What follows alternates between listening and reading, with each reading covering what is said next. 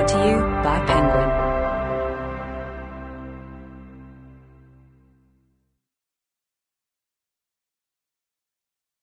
Three Daughters of Eve by Elif Shafak, read by Alex Dunmore. What will you do, God, when I die? When I, your pitcher broken, lie? When I, your drink, go stale or dry? I am your garb, the trade you ply. You lose your meaning, losing me. R. M. Rilke, from the Book of Hours. Would you come if someone called you by the wrong name? I wept because for years he did not enter my arms. Then one night I was told a secret. Perhaps the name you call God is not really his. Maybe it is just an alias. Rabia, the first woman Sufi saint, 8th century, Iraq. Part 1. The Handbag, Istanbul, 2016.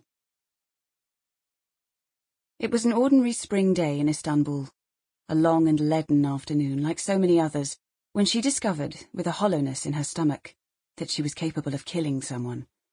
She had always suspected that even the calmest and sweetest women under stress were prone to outbursts of violence. Since she thought of herself as neither calm nor sweet, she had reckoned that her potential to lose control was considerably greater than theirs. But potential was a tricky word. Everyone once said that Turkey had great potential, and look how that had turned out. So she had comforted herself that her potential for darkness, too, would amount to nothing in the end. And thankfully, fate, that well-preserved tablet upon which was engraved everything that happened and was going to happen, had, for the most part, spared her from wrongdoing. All these years she had led a decent life. She had not inflicted harm on a fellow human being, at least not deliberately, at least not lately, except for engaging in an occasional bit of gossip or bad-mouthing, which shouldn't count. After all, everyone did it, and if it was such a monumental sin, the pits of hell would be full to the brim. If she had caused anguish to anyone at all, it was God, and God, though easily displeased and famously capricious, was never hurt. To hurt and to be hurt, that was a human trait. In the eyes of family and friends, Naz Peri Nalbantoğlu, Peri, as she was known to all, was a good person. She supported charities, raised awareness about Alzheimer's and money for families in need, volunteered at retirement homes where she competed in backgammon tournaments, losing intentionally, carried treats in her handbag for Istanbul's copious stray cats, and every so often had them neutered at her own expense, kept a close eye on her children's performance in school, hosted elegant dinners for her husband's boss and co-workers, fasted on the first and last days of Ramadan, but tended to skip the ones in between, sacrificed a hennaed sheep every Eid. She never littered the streets, never jumped the queue at the supermarket, never raised her voice, even when she had been treated rudely.